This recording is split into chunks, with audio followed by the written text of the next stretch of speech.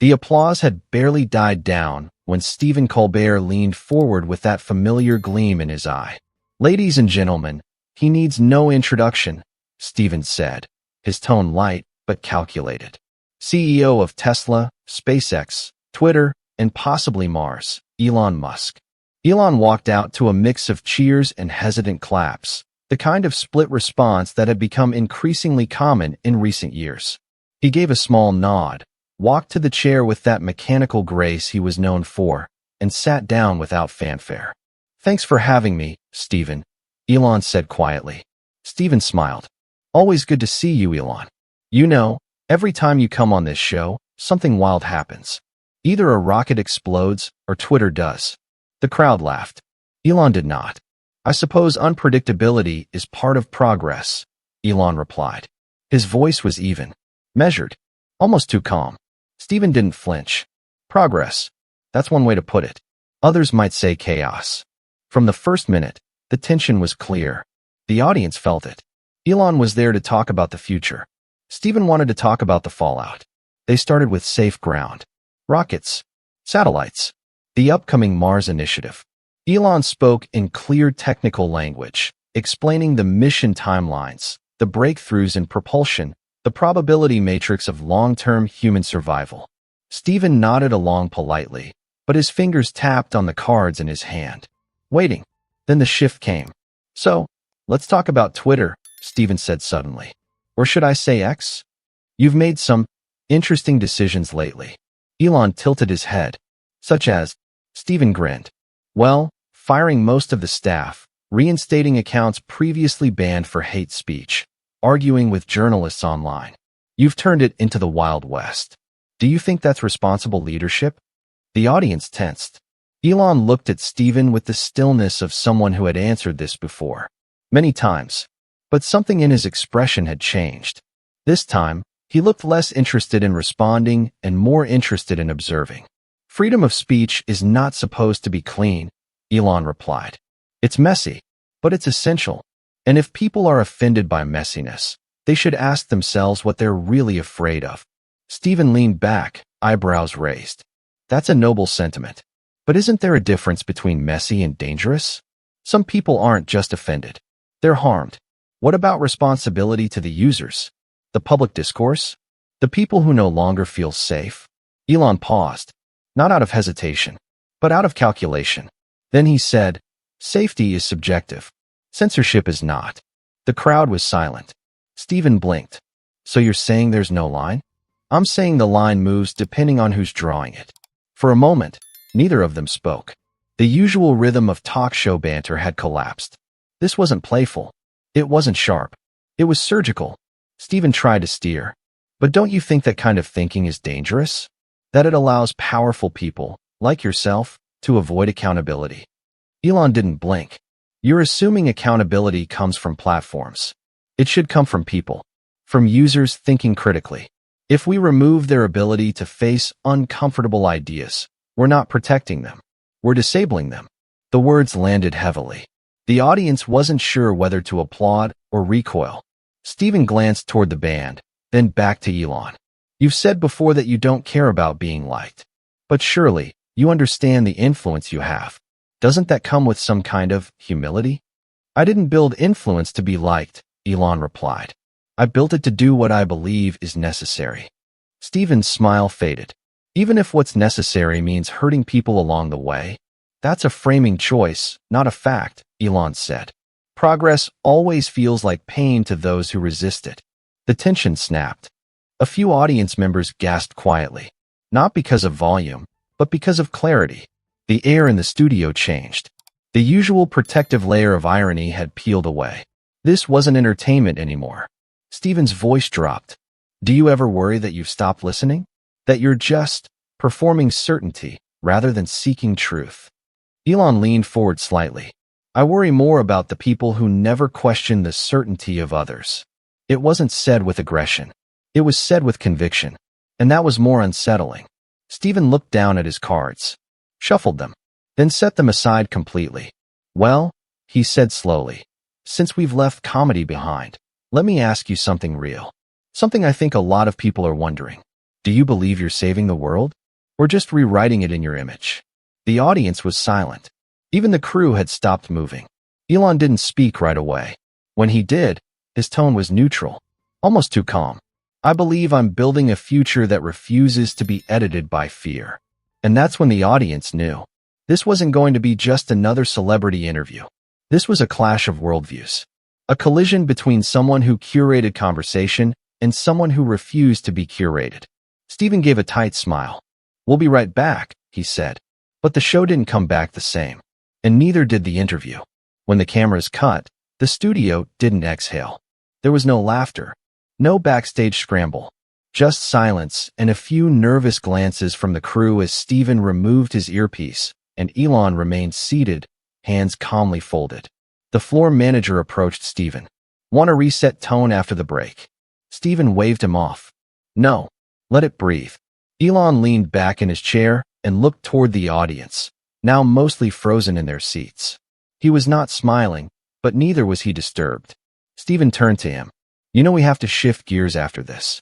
You can, Elon said. But I won't pretend this isn't the real part. A producer appeared beside the stage with a card in hand.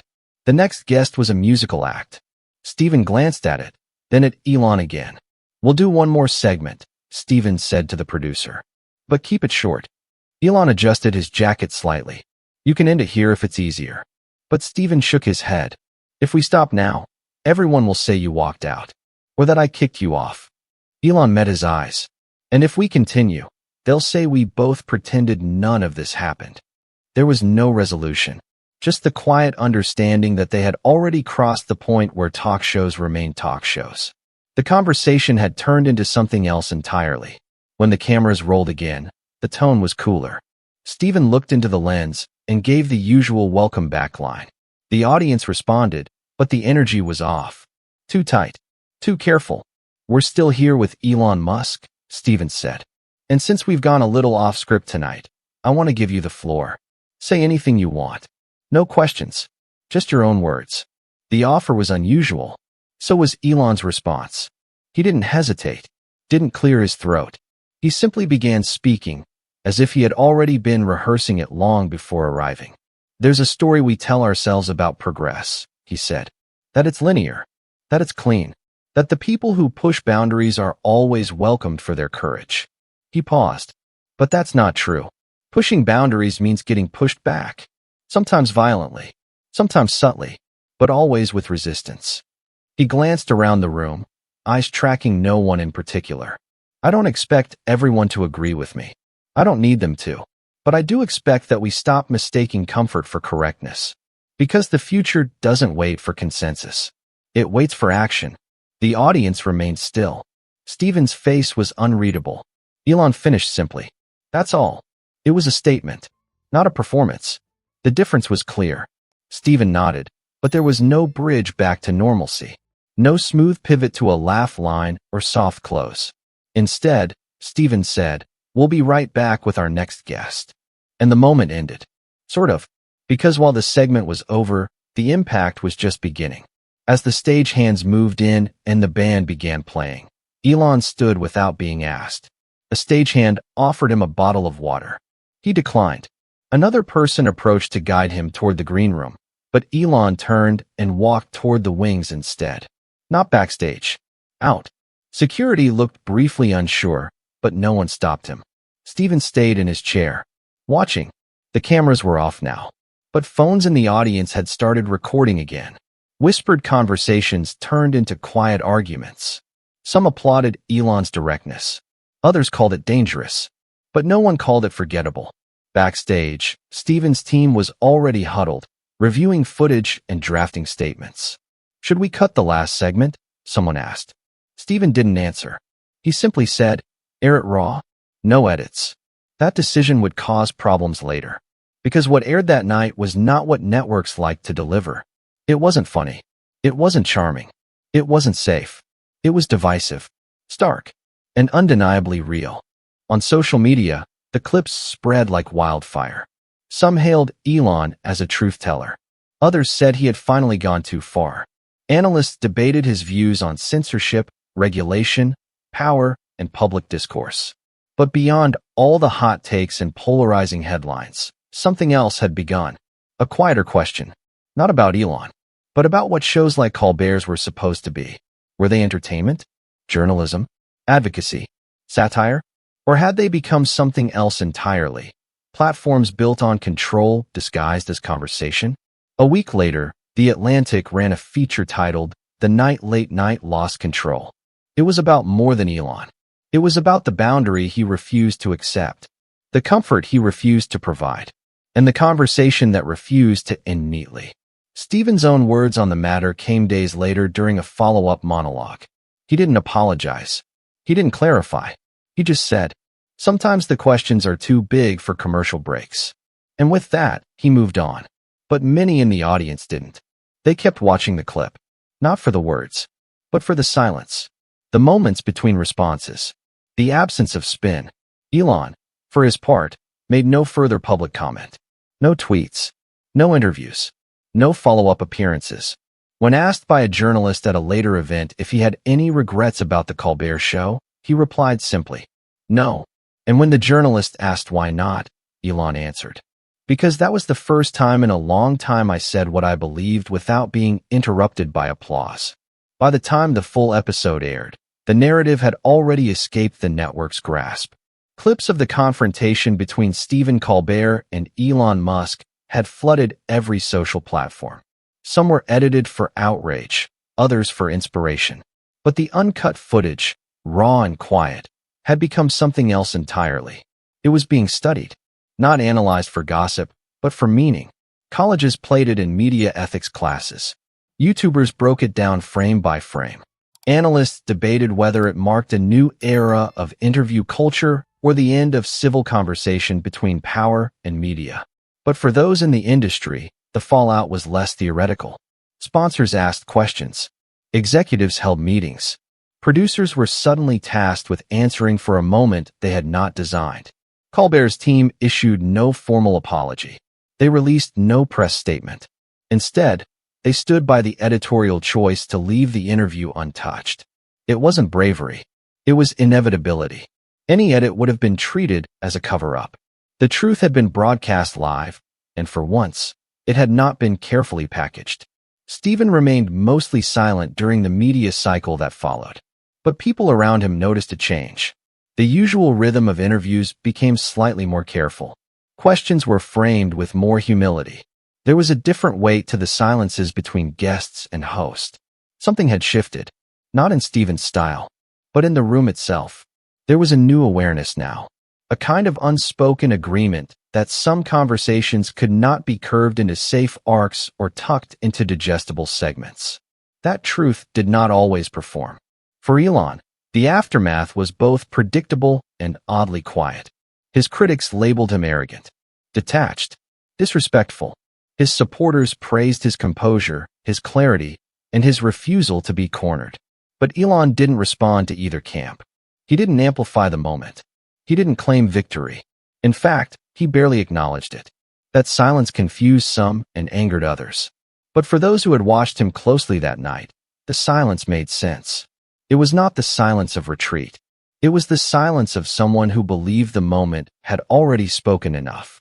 1 week later, a smaller tech podcast managed to book Elon for an interview. It wasn't a flashy show. No live audience. No network camera crews. Just a long table and 2 microphones. The host, a former engineer, asked carefully, "Can I ask why you agreed to speak with us?" Elon smiled slightly. "You didn't ask me to make anything viral." The conversation that followed was calm, precise, and deeply technical. No drama, no confrontation, just ideas. And the clip that later went viral was just 30 seconds long. The host asked, "Do you ever get tired of people misunderstanding you?"